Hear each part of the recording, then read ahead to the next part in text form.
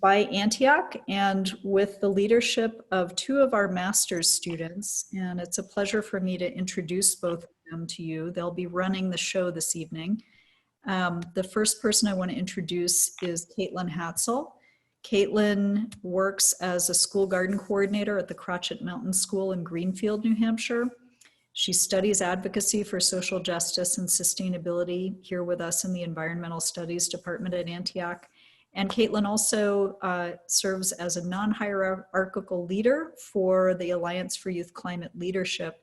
Caitlin is passionate about supporting and encouraging healthy culture shifts, and she aims to help others realize that their voice matters and that they are essential in the creation of a more vibrant and just world. She earned her undergraduate degree at Penn State, and she is going to be your moderator for this evening. Sarah Lobdell is pursuing a Master's of Environmental Studies with a concentration in environmental education here at Antioch. And she serves at Antioch as Education and Outreach Coordinator for Glover's Ledge, which is an offsite location that we have for research and environmental education. She also is co-chair of our Student Alliance. Sarah is a lover of the outdoors and music. She's passionate about community building, and she strives to facilitate collaborative relationships. She earned her undergrad degree at Franklin Marshall College, and Sarah's going to be running the behind the screen aspects this evening. She's going to be monitoring the chat function, which is where you all can log in with questions and comments. And thank you, Megan Hoskins, for showing the climate action button from League of Conservation Voters. That's great to see. So I want to thank Harold Hale for also helping us out with our Zoom tech this evening. And I'm going to pass the mic over to Caitlin, and she's going to take it away. Thank you all. Welcome, everyone. I am just going to start us off by announcing that this is in collaboration with Bard College, and the Solve Climate by 2030 initiative is happening presently, simultaneously being broadcast in all 50 states, Washington, D.C., and Puerto Rico, where everyone is going to be looking at local solutions. We're going to start by watching a welcome video from Eben Goodstein, out of the director of the graduate program at Bard, and then we will have brief introductions to our climate panelists, Ted Stiles, Rob Werner, Rebecca Williams, and Emma Shapiro Weiss. All right, here we go.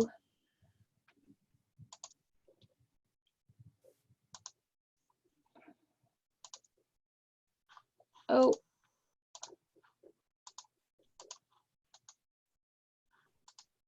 Sorry.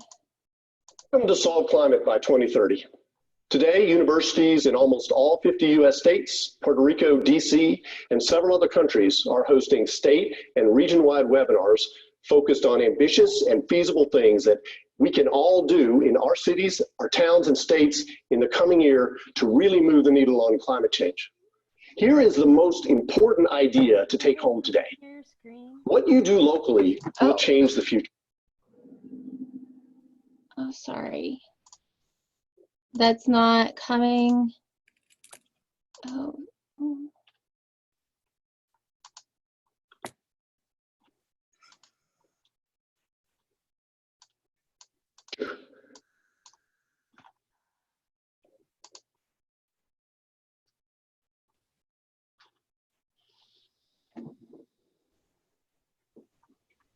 Welcome to Solve Climate by 2030. Today, universities in almost all 50 US states, Puerto Rico, DC, and several other countries are hosting state and region-wide webinars focused on ambitious and feasible things that we can all do in our cities, our towns, and states in the coming year to really move the needle on climate change. Here is the most important idea to take home today.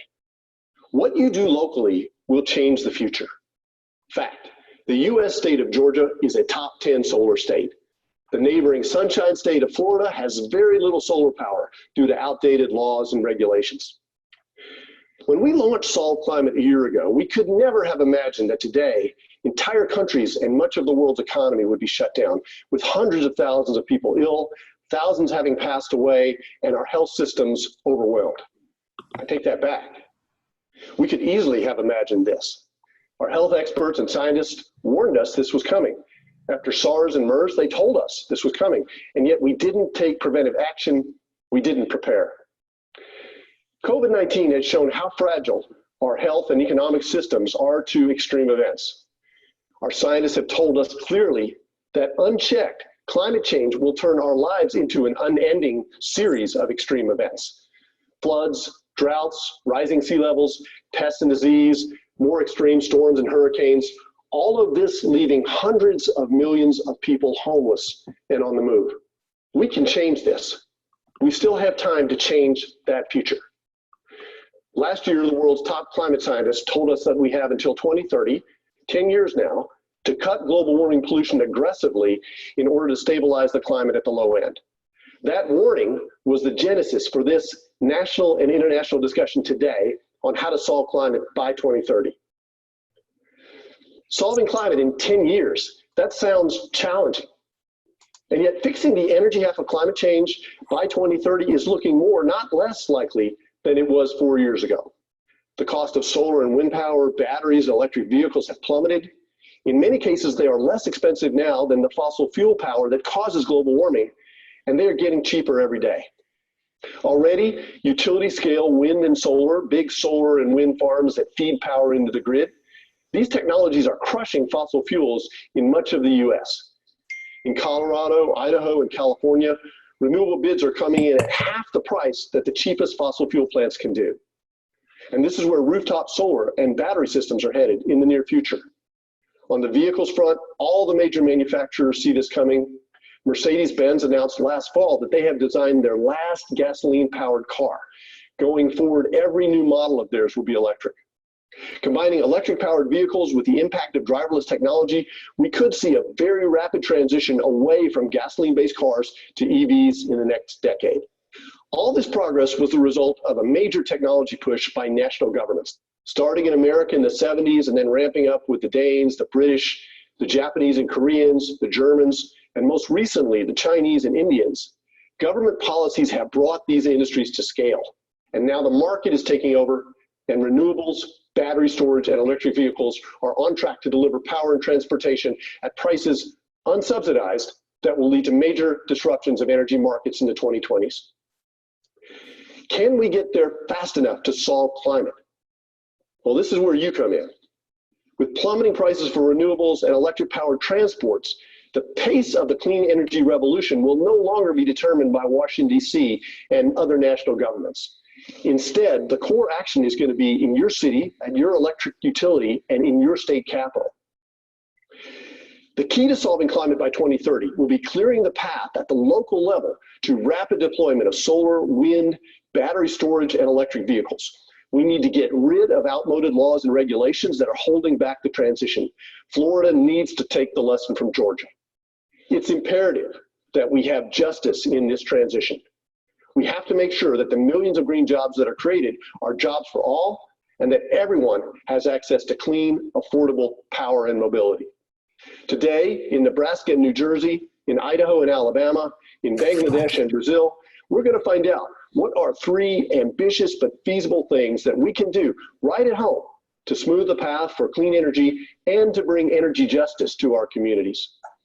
Following the webinar, I hope you will join a group or class discussion about what you can do to make these solutions real. Then, what next? Well, this summer, young people in particular have a terrific opportunity to both support climate solutions and gain valuable job skills in a down economy. The most powerful thing you can do to solve climate by 2030 is to join the political campaign of a candidate who best represents your views on climate solutions. In doing that, you'll also learn how to communicate, you'll gain courage, and most importantly, be part of a creative, strong, powerful vision for the future. COVID-19 is giving us a stark lesson about what happens when we ignore warnings from science.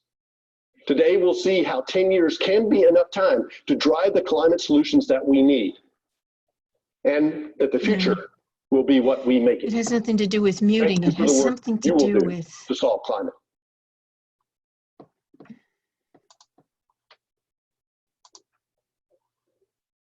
All right.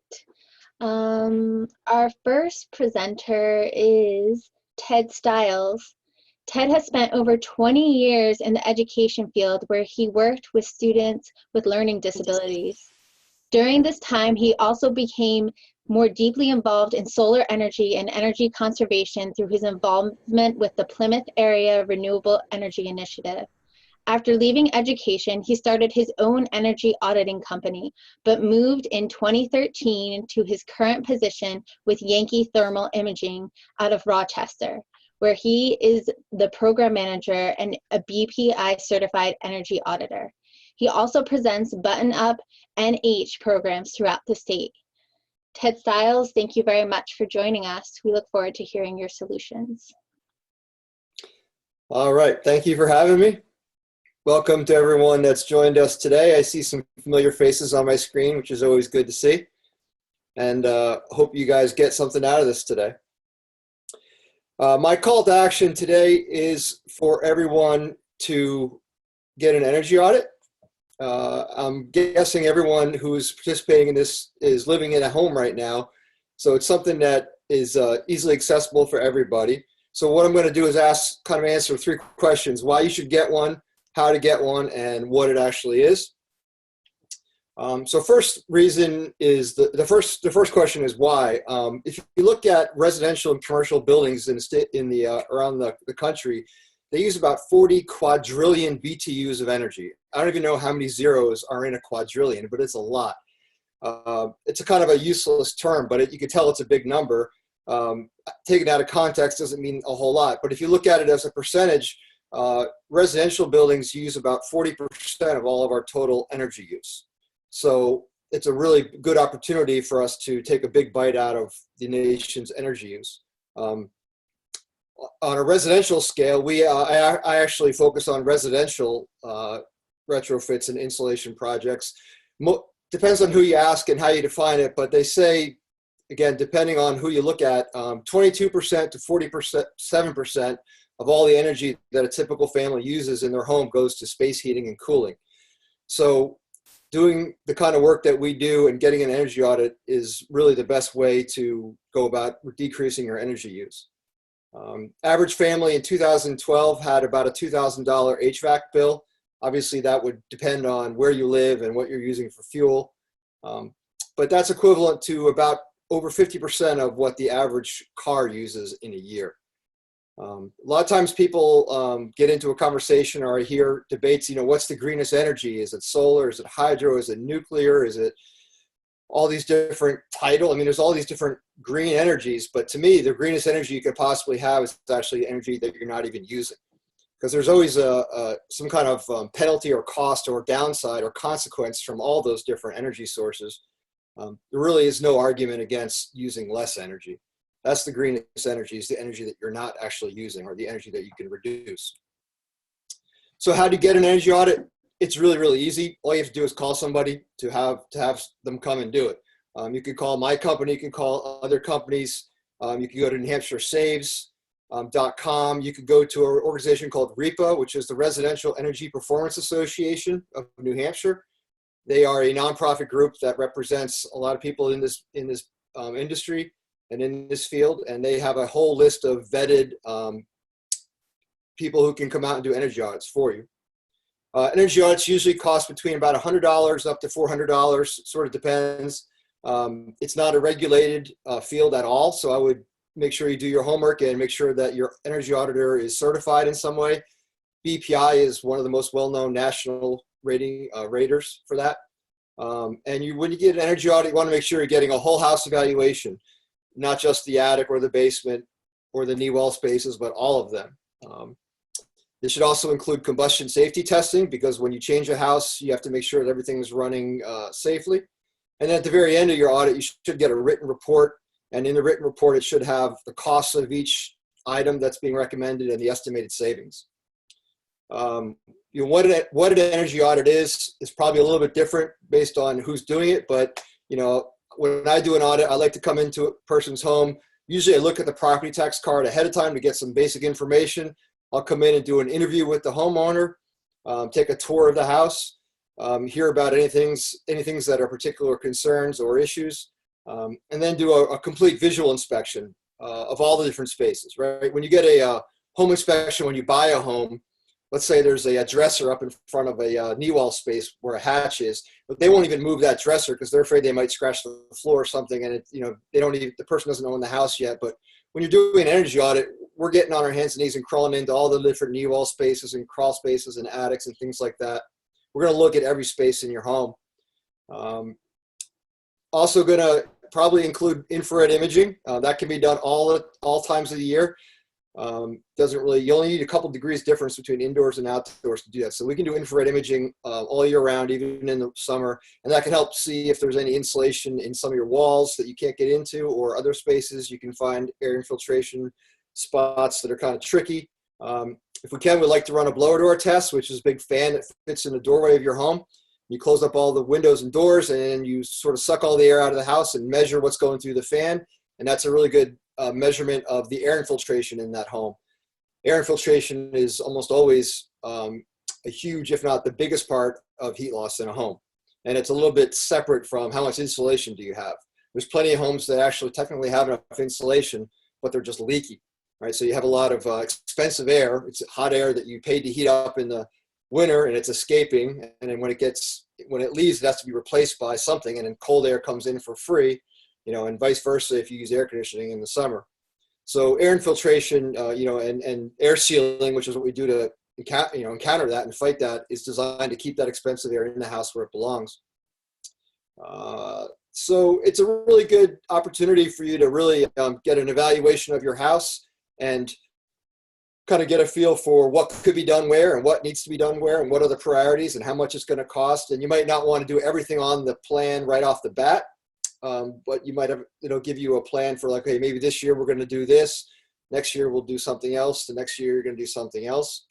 So I encourage everyone to, to get a home energy audit. Like I said, New Hampshire Saves is a definite good resource. That is the rebate program through the utility. A lot of homes, even newer homes, we did a home last year that was built in 2018, and it qualified for the New Hampshire Saves rebate program, which is really for the most inefficient homes in the state of New Hampshire. But if you get into that, you'll get a $100 audit, and then you'll get up to $4,000 of matching contributions from your utility for the work that needs to be done out of it. So I look forward to talking more with you at the end during the breakout sessions if you want. And feel free to contact me if you have any questions beyond that. Thank you. Thank you, Ted. I also just want to remind you, if you have any questions for any of our panelists, please just throw them in the chat. Our next panelist is Rob Werner. He is the New Hampshire State Director for the League of Conservation Voters, a national advocacy organization that works to turn environmental values into national, state, and local priorities. A public policy analyst and advocate, Rob has organized successful advocacy and legislative campaigns for the American Heart Association, Smoke Free New Hampshire Alliance, and the American Cancer Society. Rob is serving in his 6th term on the Concord City Council, chairing the Energy and Environmental Advisory Committee, and is also active in Greater Concord, New Hampshire Chamber of Commerce, and serves on the State Government Affairs Committee. Thank you very much, Rob, for joining us.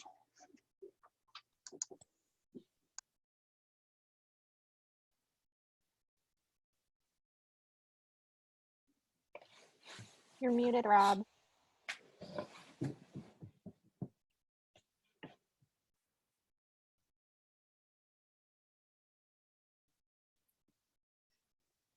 Sorry about that. Let's start over. So thanks, Caitlin. I really appreciate it. I appreciate everyone being here with us this evening. Thanks for joining us. Hope all is well. Keep safe. And the most important thing is to keep in touch with each other and to take care of each other. Let's always keep that foremost in mind. So as the top of the program talked about, the connection with COVID-19 and climate. I'm going to talk about that for a couple minutes in some interesting perspective. My call to action really is to move aggressively towards a clean energy economy and to support the policies and elected officials that are going to help us move in that direction. It will meet the challenge of climate change and create economic opportunity and jobs. And I think that meeting this challenge and meeting the climate crisis is really the innovation opportunity of the 21st century. We really have to seize it. So let's do that. So COVID-19, I think, has brought into some stark relief connections between a pandemic and climate change. It raises up the importance of science, importance of an organized society, importance of government at all levels, importance of recognizing that there are disproportionate impacts of both climate change and a pandemic on underserved and frontline communities. One of the things that occurred to me is that last year I attended the climate strike in Plymouth and spoke there. And there were a lot of signs there. It was very crowded. It was a huge crowd on the Plymouth Green. But one of the signs that I liked the most said that at the beginning of every disaster movie is a scientist being ignored. And I think we all are familiar with that meme. So we need to really follow the science, both in battling this pandemic and the existential threat of climate change. So, the initial denial of what COVID-19 represents certainly has some parallels with climate change. And we really need to rely on the science and support public officials that do that and implement public policies that follow the science. So what does COVID-19 teach us about climate change? What are the parallels? One of the things is, I think it reintroduces the whole concept of the exponential growth curve. So consider this, that it took 67 days to reach 100,000 cases of COVID-19 across the globe. The second 100,000 cases took only 11 days. The third 100,000 cases took only 4 days. And it goes from there. The same phenomenon happens with the exponential growth of climate change. Back in 1958, carbon dioxide parts per million were about 315 parts per million. February 2020, we see it jumping to 414 parts per million. That's a 31% increase in growth over that period of time, and the curve will only accelerate. So we have a lot of work to do in front of us. I think that's really important is local action, taking local action. And I can speak as a city councilor from Concord that can be a very efficacious thing to do, a satisfying thing to do, because you're working in your local community to help solve a larger problem. So we all know that there are communities across the state that have taken 100% renewable energy pledges. Concord, Keene, a number of other smaller communities. Hanover was the leader. They were first in taking that pledge. There are a lot of other communities across the state that want to do that. What's really important in terms of policy, one aspect is on the state level, we need to raise our net metering cap megawatts. And there is legislation to do that, it's been passed by the legislature. The governor has vetoed it. There's another opportunity to do that. We can talk later about how you might get involved to push that along and make sure that policy gets implemented. Also, there's a new concept called community power. Legislation was passed last year and signed by the governor that allows municipalities, counties to become basically energy providers. They can band together and essentially participate in bulk purchasing of power. That's going to be something as it develops across the state that's going to be significantly helpful in communities that are taking these 100% renewable pledges and reducing energy costs for our consumers. So those are some of the things that we can do. Let's talk about that later during the Q&A and certainly during the breakout session. But I do want to say that also there are ways that folks can get involved in terms of our work and our work together. And that's really to make sure our elected officials know that we support them in their efforts to move towards a renewable energy future. And on the federal side, let's make sure that our elected officials know that when they are continuing to pursue response legislation to COVID-19, that we don't pursue bailouts for oil companies. We make sure that those dollars go to where they're needed to go. That's an opportunity we're going to have again as Congress looks at this later the session in terms of additional help. So let's make sure that money goes to the right places. Thank you. Thank you, Rob. New Hampshire work requirement for Medicaid expansion recipients. She is currently a sponsor of HB 1444 to adopt the California Clean Car Standard and is a co-sponsor of HB 1218 to increase net metering to 5 megawatts. In addition to being a mom of 2-year-old twins, Becca and George, she works as a consulting architect and attorney, fighting on behalf of homeowners in insurance claims disputes.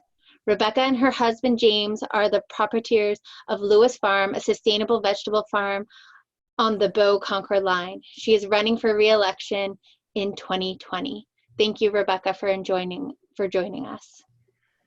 Thank you so much, Caitlin, for hosting. You're doing a great job.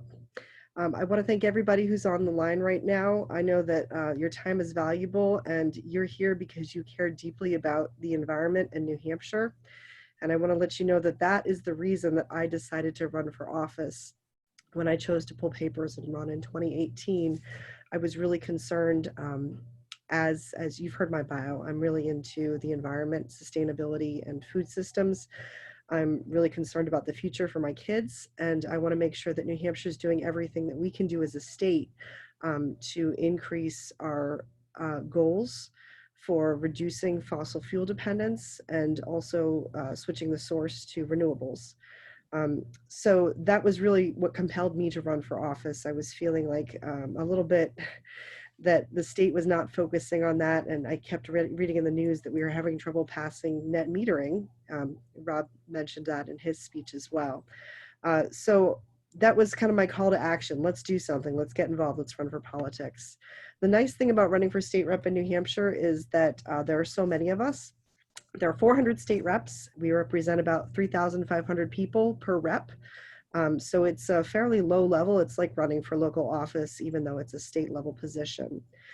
So what you should know about state representatives and the state house in New Hampshire government is that the people that are elected to serve you and serve the entire state, they come with an agenda. I certainly came with my agenda for the environment. And I pushed really hard to get involved in the Science, Technology, and Energy Committee, which is what I spend 2 to 3 days a week serving on, hearing bills, debating bills, modifying bills, and listening to testimony. So that's really been sort of a part-time job for me from January to June last year and this year until the COVID virus happened. So the people who serve on Science, Technology, and Energy with me, we're about a 50-50 split, sort of 51%, 49%, because the Democrats have the majority at the State House at the moment. Everyone who serves on Science, Technology, and Energy is there with an agenda, for better or for worse. Obviously, I'm running to try to reduce our dependence on fossil fuels, but you should know that there was a special election that took place in Epping, New Hampshire this past year, a couple months ago. And it was a Democrat versus a Republican. The seat was open, and it was a highly contested election to determine who was going to potentially serve on Science, Technology, and Energy. And I'm sad to say that the Democrat lost by a handful of votes. And I am coming at this from a bit of a partisan perspective. But because of that, we now have a very strong Republican currently serving on Science, Technology, and Energy. This is really kind of scary because he is constantly bringing in data from Americans for Prosperity, that the scientists and myself on the committee know is false data. It's not really science. It's been curated, and in many cases, it's not even based on truth underlying. So we're having these debates in our committee that aren't even based on fact.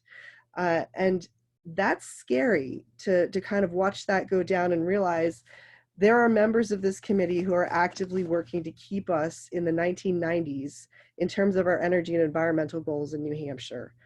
So knowing that, I want to encourage everyone who's participating today to get to know your politicians, get to know who currently represents you, take a look at their websites, their Facebook pages. You can easily pull up on the New Hampshire legislature website to see how they voted on key votes.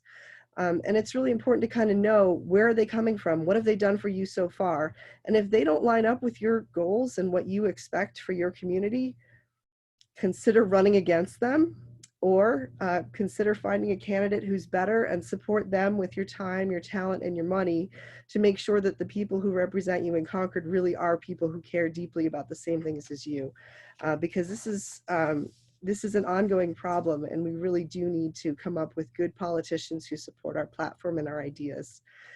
So for that reason, I want to advocate that please, please, please, if you're on this call and you care about the environment and you care about energy policy in New Hampshire, you need to vote in November, and you need to bring 3 friends at least who haven't voted before to come vote in November. Because if you don't do that, it will be business as usual, and we'll continue having these ridiculous debates that aren't even based on science at the State House. And that's just crazy in the year 2020. Thank you, Rebecca. Our final panelist is Emma Shapiro Weiss, who is a field organizer working in Southern New Hampshire. She got started in advocacy by volunteering for 350 New Hampshire's offshore wind campaign. She went on to work on several campaigns and environmental groups, including Solarize Monadnock, Peterborough Energy Community, League of Conservation Voters, and is a recent New Leaders Council graduate.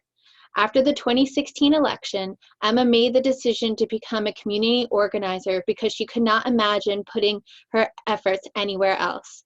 She currently sits on the local recycling committee and is aiding the efforts to bring her community to 100% renewable energy.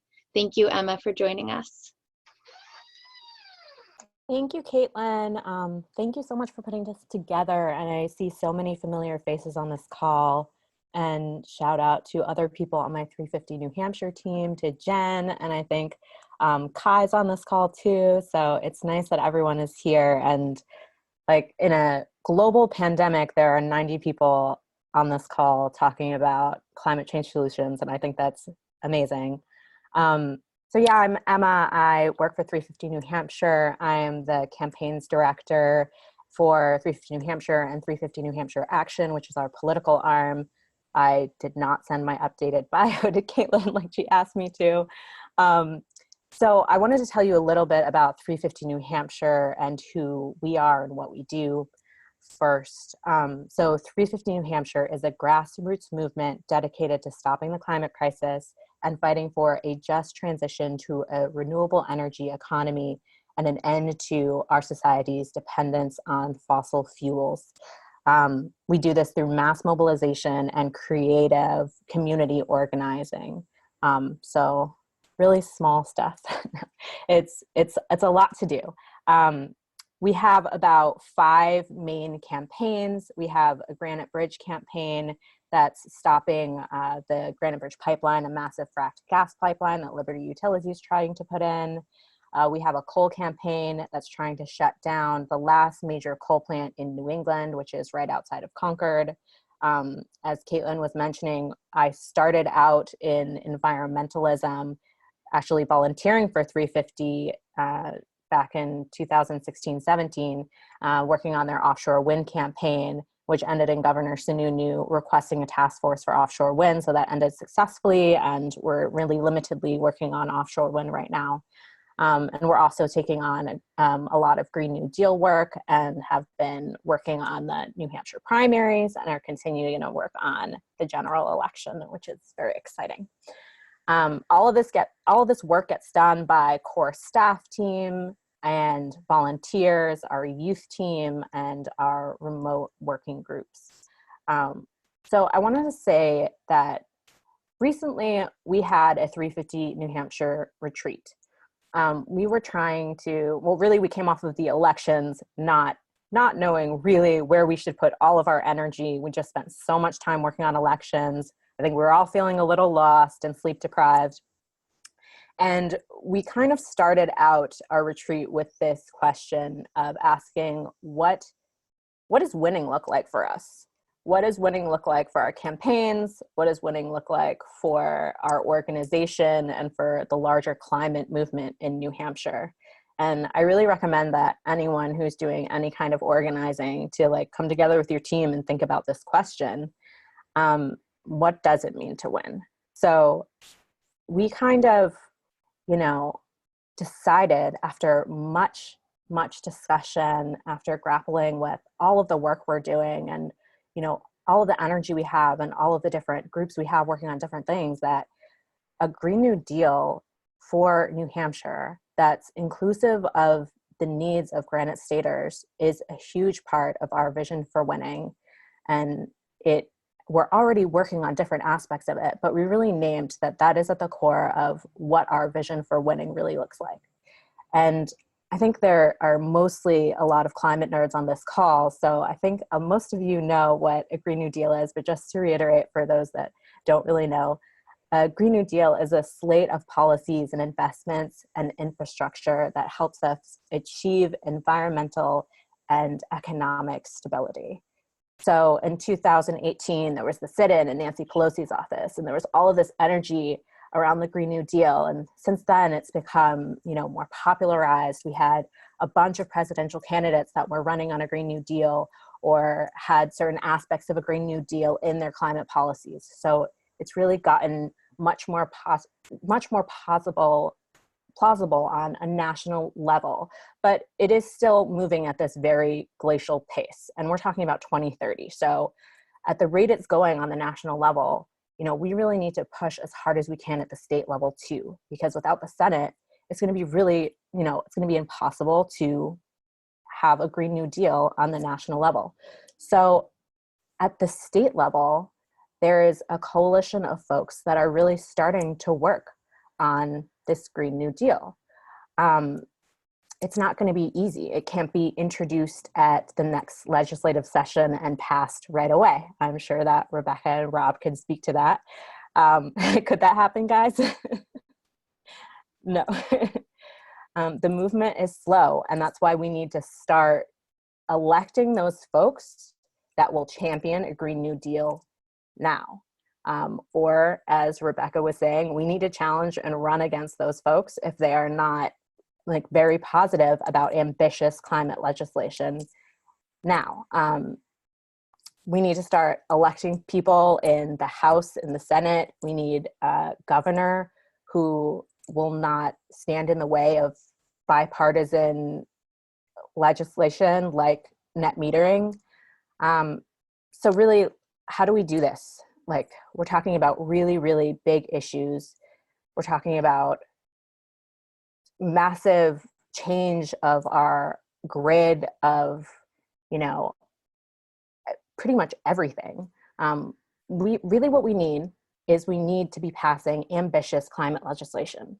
We need all of these committees and a governor who supports bipartisan support for something like net metering as great and economic policy, and we need intensive organizing and volunteering. And really that's what my call to action is. It is intense organizing and volunteering. We need that happening at the town, the city, the state, and the national level. And the great thing about New Hampshire is that we have so many amazing nonprofits doing really, really quality work with each other in coordination and coalition. So I really encourage everyone to either join a chapter or start a chapter and work with the wider progressive coalition that is already working on these really, really large issues and get people elected who will pass this kind of legislation. Yeah, that's what I have. Thank you, Emma. Our first question comes from Scott, and he asks, what can we do about the current administration's recent rollback of EPA regulations during the COVID crisis? Who would like to answer that first? Again, the question is, yeah, thank you. Yeah, I can take a crack at that. Frankly, it's difficult given the current lineup in DC of the Senate and the House. Certainly the House of Representatives would not accept those rollbacks. That's a much more difficult proposition in the current Senate, certainly the administration proposing it. But I think people need to be vocal about it in terms of not taking advantage, undue advantage of the current crisis to do things that the American people clearly do not support. And this rollback is highly significant. In fact, the auto companies have stated they don't really need this, nor do they necessarily even want this rollback. So, this has been brewing for a number of months, quite a while actually.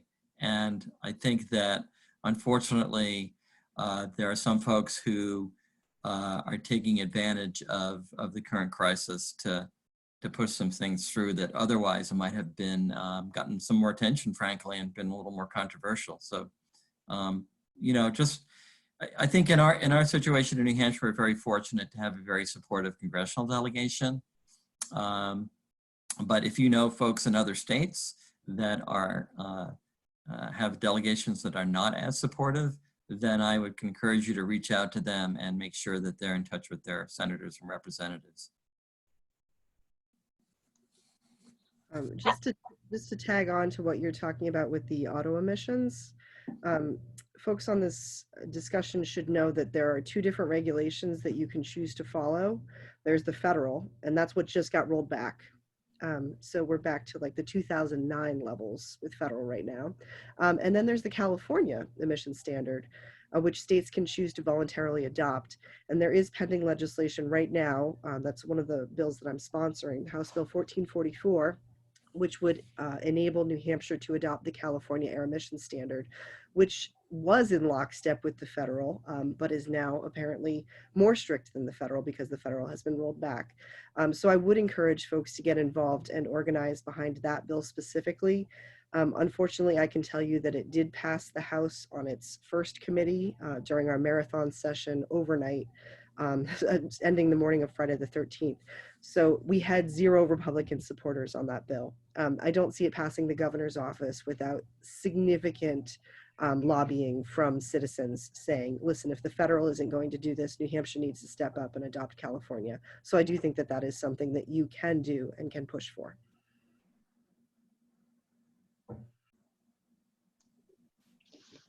Thank you. Our second question comes from Pat Martin for Ted.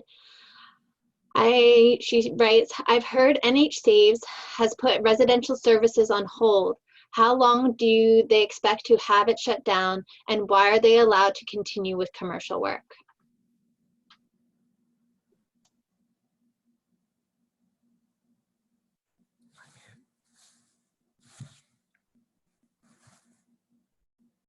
You're muted, Ted.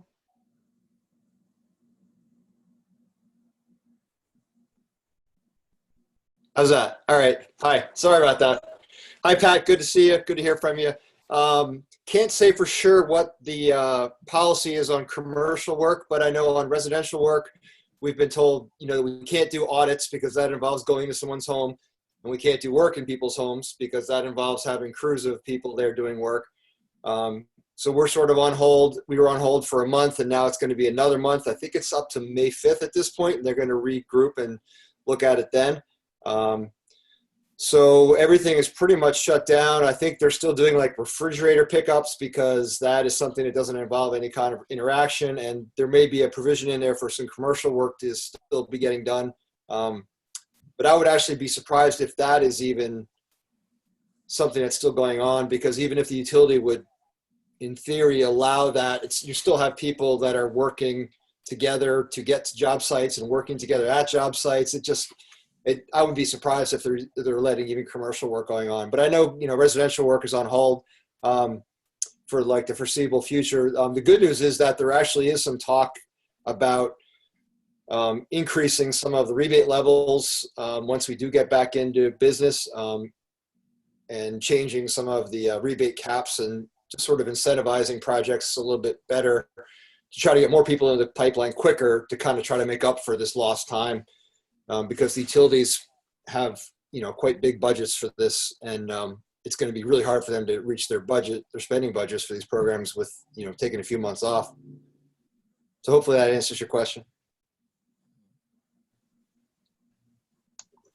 Thank you, Ted. Our third question is coming from Cynthia Walter. To engage people who are not interested in climate change but are worried about health, perhaps we should communicate the health benefits right now from reducing air pollution from fossil fuels. Air pollution worsens respiratory viral infections, for example, on a state scale. We could look at New York, where a plan to switch to all clean renewable energy will save lives, specifically 4,000 premature deaths. How can we get more people to know these health benefits? I'll take a quick crack at that. The American Medical Association, American Public Health Association, and a number of other subspecialties across the physician groups nationally have all endorsed climate change action and a move towards a clean energy economy, exactly for what you say in terms of the public health benefits, because the data is clearly out there and becoming more and more convincing all the time. So I really think that the key is working with our local New Hampshire Medical Association, New Hampshire Public Health Association, make sure that we get those folks and frontline doctors and nurses to carry that message about why it's so important from a public health perspective. I recently read a report that said that the nursing profession is amongst the most trusted profession in the United States among the public. And in fact, there is an organization of nurses that's specific about climate change action. So I think it's an opportunity to really work with those folks in our state to get them before policymakers at all levels to make sure that that message of public health is really at the forefront. That's a very good question, and I'm glad it was asked. Yeah, I'd love to chime in also, and I agree with everything Rob said. We have a chapter in Bow, which is where the massive coal plant is, and it's a purple town. You have a lot of people who care much, much more about this conversation about taxes than about climate change. And so, highlighting health impacts has really become a main way that we organize our messaging for this chapter and the way we reach out to other folks in the area about this coal plant. Yeah, it all depends on really how you message things, I think. So the fact that a woman I work with in this town lives on a street that they've nicknamed Cancer Hill Road, and people note higher rates of cancer there and other health issues. So really coming to people from that perspective and being able to connect those two things, this giant fossil fuel company to this possible very, very real health impact can meet people in a better place than climate change can sometimes. Thank you, Emma. Another question coming from John Cage. The fossil fuel industry players are all aligned and fund a coordinated message campaign. How can all different New Hampshire climate groups work together similarly to put all the wood behind one arrow and focus some of our combined efforts on specific shared objectives? Great question, John. Anyone want to give a crack at that first? How can different New Hampshire climate groups? Yes, thank you.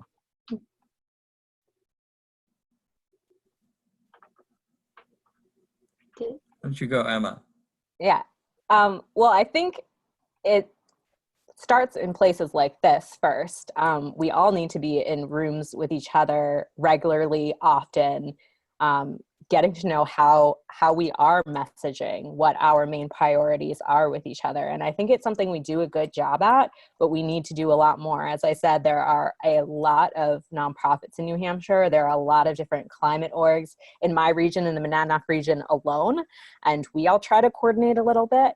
But across the entire state, there are just a ton of people working on different aspects of this, which you really need. We need people working on legislative, on base building and volunteerism, working on elections, on the presidential election and local elections. We need people working on all parts of it, but it does become hard to organize, and we don't have the amount of money that the fossil fuel industry has. We will never have that amount of money. So, really just like banding together as much as we can, meeting as regularly as we can, and trying to have some camaraderie and some shared vision for where we want to be in the next few years. I think is something we just need to do.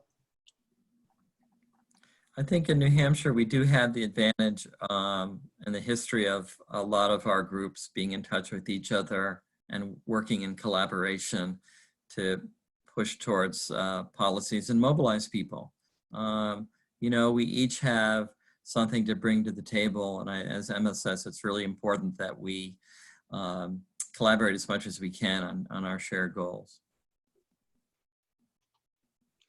Okay, we have a question from Matt Davis for Emma. How can local community organizing efforts help move offshore wind initiative forward? With Sununu on board, it seems like a great opportunity for clean electricity and economic benefits to New Hampshire, 7 gigawatts capacity. Yeah, I think that we're in a little bit of a holding pattern for offshore wind and the potential for local people to be involved in that fight. We're looking at a pretty long stretch from now until when we actually get implementation of offshore wind. That's my perspective. I know, yeah, Rob, do you have anything to add to that? Sure. So, I mean, it's positive that there's a wide and bipartisan consensus on offshore wind. It really is the wave, so to speak, of the future. The Gulf of Maine is known as the Saudi Arabia of wind.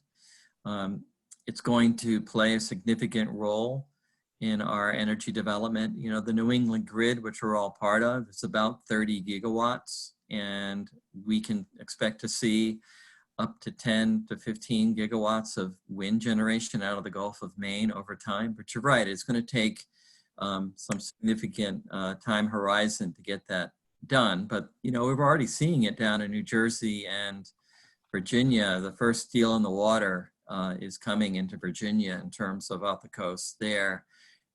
So it's a huge energy opportunity. It will lead to a situation where we don't have to build pipeline capacity. I think that's a really important thing. We do it correctly, and it's going to create a lot of jobs up and down the East Coast. So we need to be part of that. It is good to see the consensus of government and business and local communities banding together to take advantage of the opportunity. So I think it represents a huge advance for our region. Yeah, definitely. I think I'll also add that leading up to that time when we were requesting offshore wind from Governor Sununu, like offshore wind was talked about all the time, and there were so many, information sessions about offshore wind. It was definitely in the public eye more. So if people are looking to support it locally, I would say just like continue to educate your community about offshore wind and the potential of offshore wind. Thank you.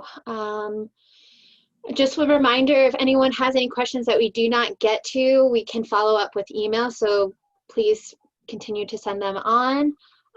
We have one question from Daniel Hummer for you, Rob, asking, he says, are there any discussions at the Capitol that focus on the banning of plastic, single use, or in general, and to the extreme, the illegalizing of plastic. Why or why not? I would argue that plastic is the #1 cause of environmental damage. Yeah, there's been a lot of discussion about plastics, and part of the situation with New Hampshire is that many people are under the sort of misnomer that we're a local option state, that communities have the option to, frankly, pass legislation that's more strict than what's on the state level, and we don't. There's an important bill that would give local communities the option to enact more strict uses on plastics.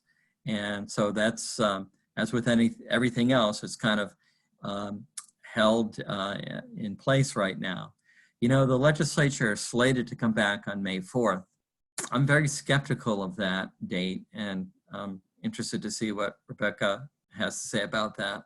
It's not clear at all when the legislature is coming back, and it's neither clear exactly what measures they're going to take up. I've heard even a rumor that there may be a special session in September.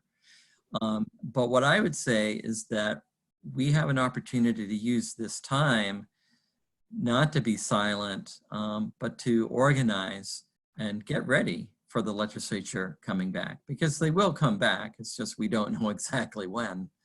So there's a lot of resources that we could share about how to get involved in this particular area. But you're right, there's a lot of interest in regulating plastics, and it's not a new idea.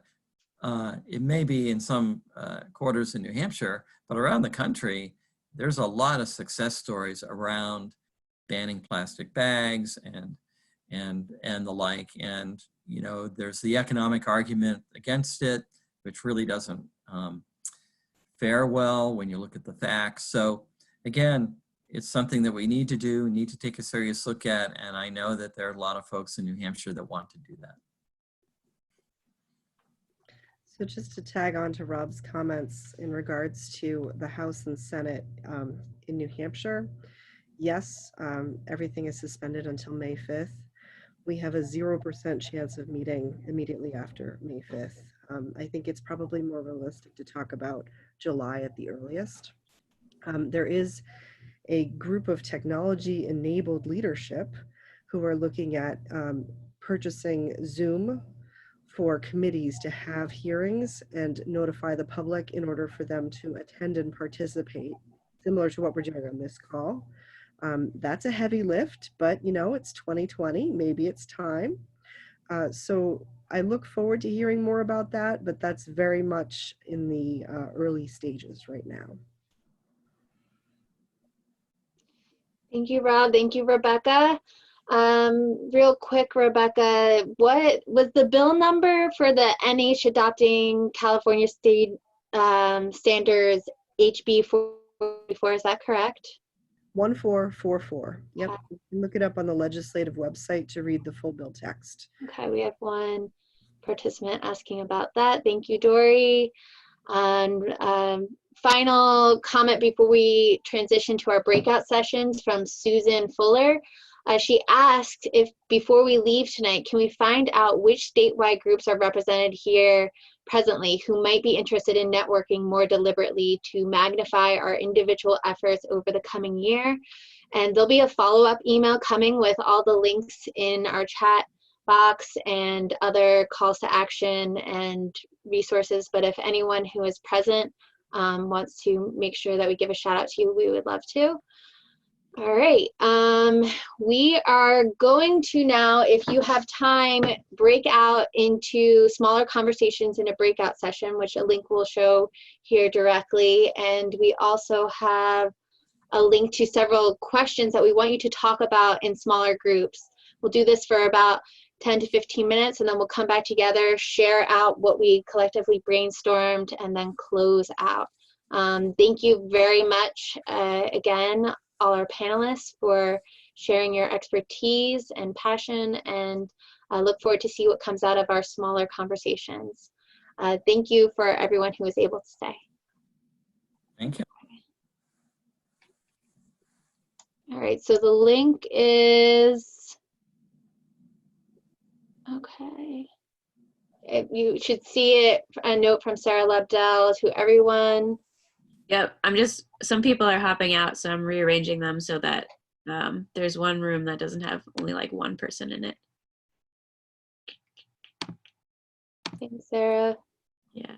Can you review how we get into a chat room, please? Yep, there's gonna be a pop-up that automatically opens and you will automatically go there after you click on accept or something of that sort, or it might just automatically take you and you'll have 15 minutes and then you'll pop right back here.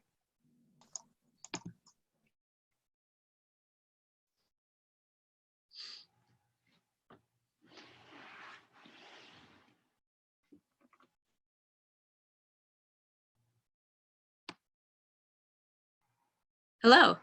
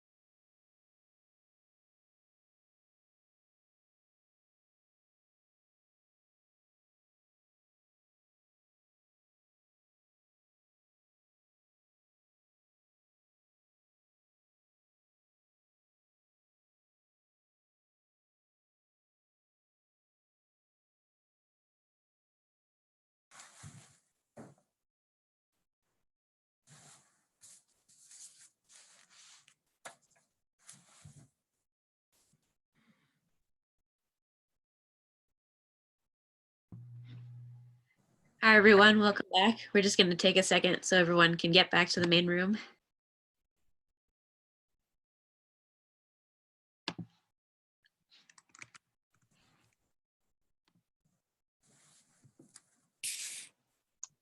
I just want to say we still have 55 participants, so thank you everyone who joined our breakout session. I hope everyone had a wonderful conversation. Sarah, how many breakout sessions did we have going on simultaneously? We had about 10, I want to say. I set up 17 and a couple people hopped off, and so I combined rooms, but probably about 10 or 12, which is pretty awesome. So we wanted to try and capture what the conversations in the breakout sessions, but I don't know if everyone got the Google link, and the conversations might have been free.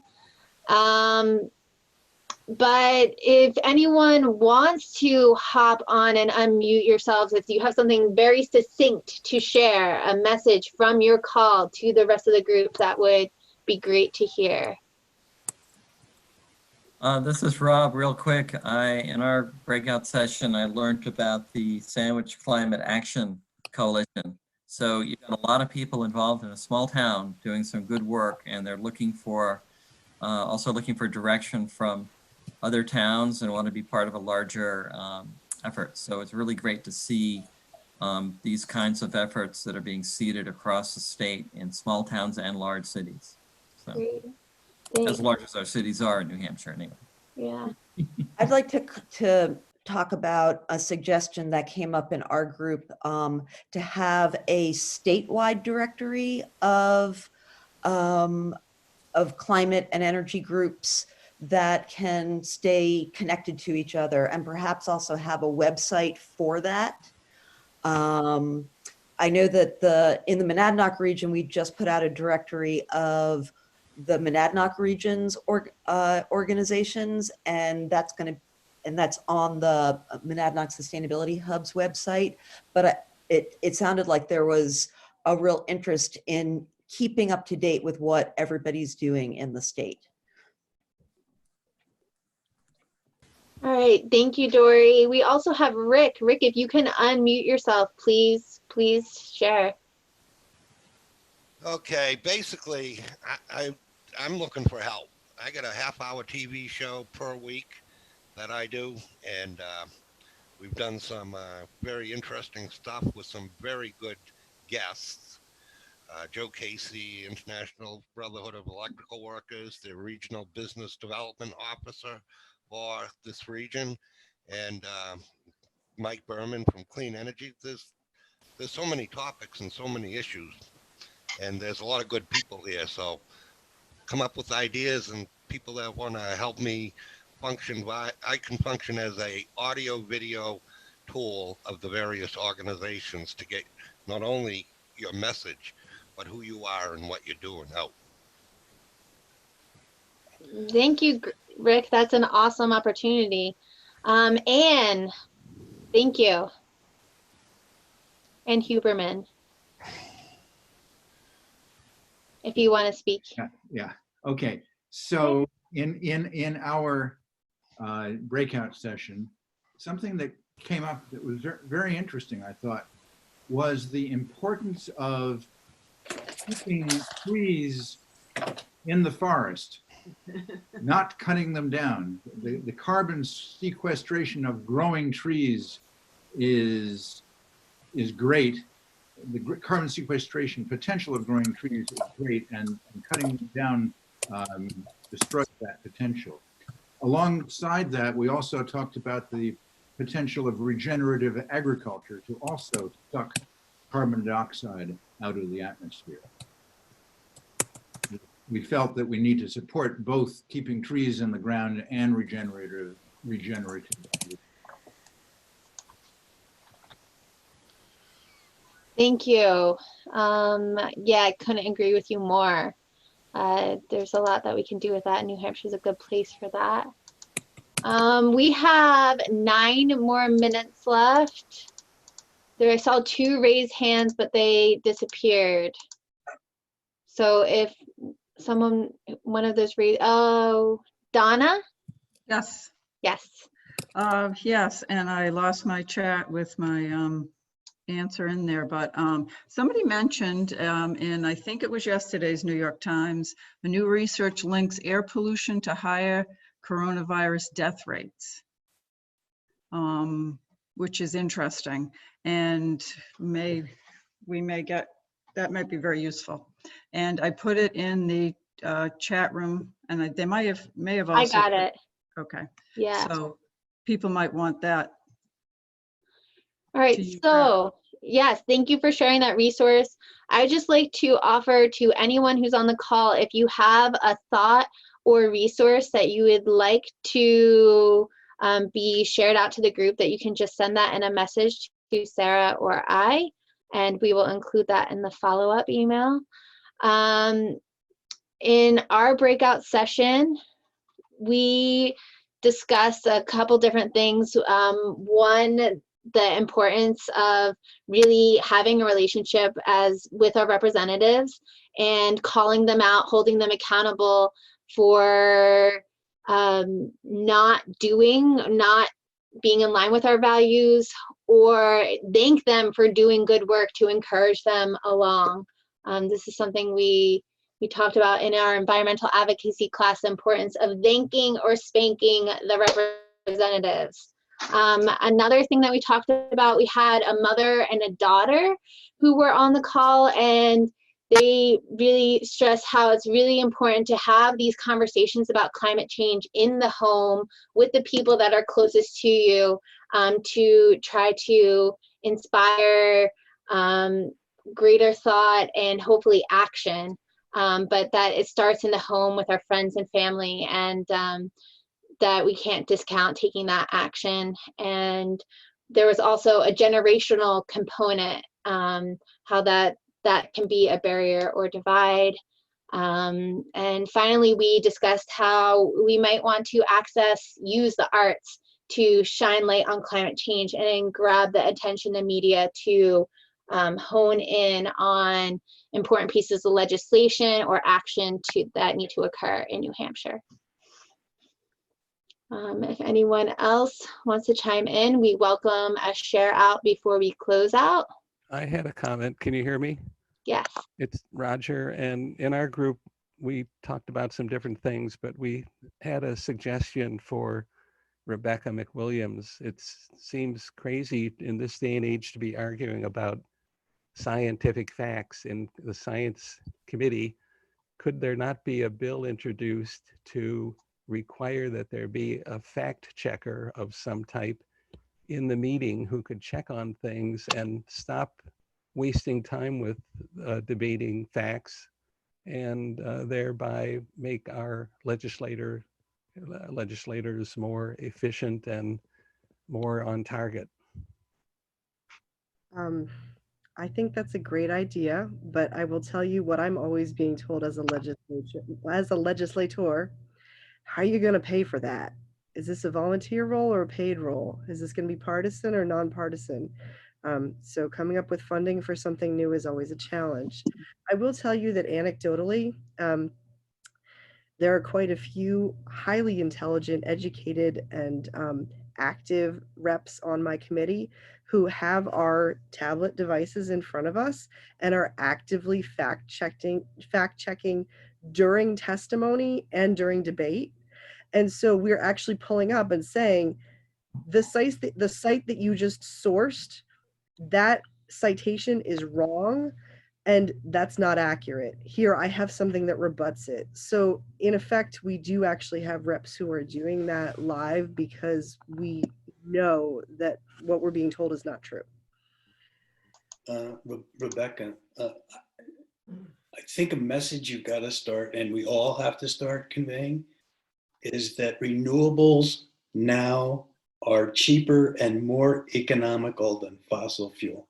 And we have to say that over and over and over again.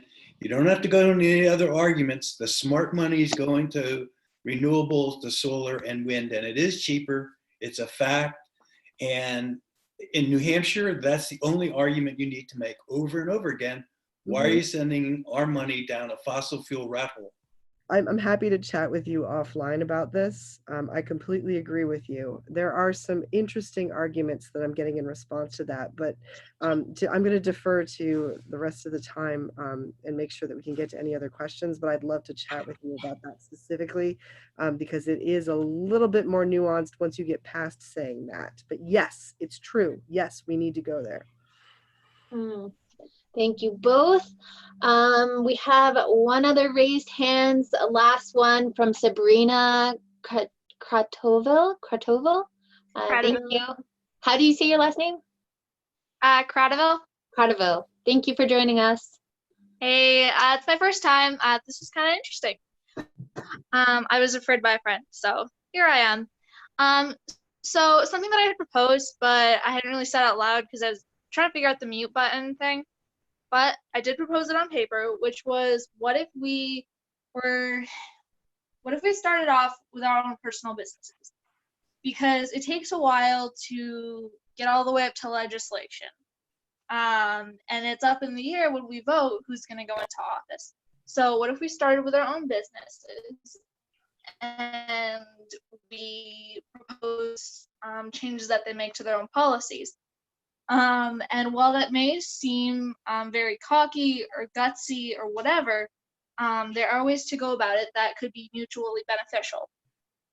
For example, if we wanted to steer them clear from their plastic bag usage, we could present to them a way for them to use reusable bags or something else, use some data to back it up, give them some hard numbers, and then in return, we could do something for them.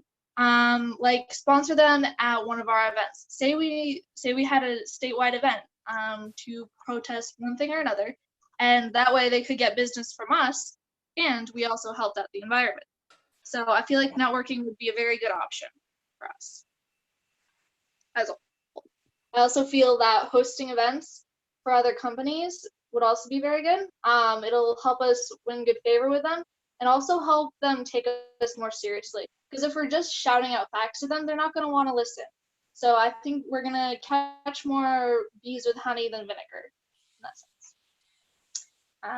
That's a lot of a spiel, but so that's my proposal: networking and hosting events and sponsorship, because businesses are interested in what's in it for them, sadly. So if we can find a way to help them make money as well as get our point across, I think that will be a very strong strategy to use. I think, Sabrina, you bring up some good points. We have to look how it is that we're going to build bridges everywhere we can. And I think we have to try to figure out where to meet people where they are and then bring them along in a lot of cases. And there's a lot of strategies to do that, and you have outlined some of them. But I think that's part of our work too, is that we have to figure out different strategies for different situations and trying to bring different folks along with us. Well, I was, one of the ideas that I had was that, if you can say it very briefly, I would welcome you to say it, but we are at time and we have one other 30-second pitch. So if you can say it in 30 seconds, please do. Otherwise, write it in the chat box. Okay, all right. One last thing, if we wanted, we could also use the American Legion as places to host events for us if we want to do conferences in person, because they're a pretty awesome organization. All right, that's my piece. That's a beautiful idea, Sabrina. Thank you. And our last 10-second pitch from John Cage from Citizen Climate Lobby, New Hampshire. Thanks so much, Caitlin. Okay, so I just wanted to say an individual action that people can take is to become the Carbon Cashback Town Champion for their town in New Hampshire. And this spring, we put a warrant article in 44 town elections for climate action, and we want to do 200 towns next year. So check out carboncashback.org. This is a coalition of New Hampshire climate groups, and we need lots more people and engagement, and we need more groups to join the coalition. So carboncashback.org. Thank you, John. Everyone, if you have some resource or thought that you want to share, please send it as a return to Sarah Lobdell or I, who was sent out the registration link, and we'll compile this information in an easy to understand Google Doc, and you can share that and read and dive into it as you in your leisure or at your leisure. And otherwise, we're slightly over with our time, and just really want to thank everyone for taking the time on this beautiful day to brainstorm about climate change solutions in New Hampshire. And I hope some seeds were planted for taking greater action immediately, because the time is now. And we'll stay in touch, and we'll do more of these things. Check out Climate Action NH Facebook page. You'll see a lot of events there along with other groups, and we'll all be connected. All right, stay well, everyone. Stay healthy, get your sunshine, and let's solve climate change by 2030. Yeah, be safe. Thank you. This was great. Thank you. Thank you. Everyone. Have a good Thank day. you. Thank you so much. Hey, Rick Maynard, if you're still on, are you holding studio sessions? No, I'm trying to learn how to do a virtual studio right now. There's a free one. I think it's called Rabbit something, where I just share it on the internet. You tap that link and I can have up to 8 people on the show at one time, when nobody has to leave their house. I just found it and I'm just starting to explore learning it. Cool.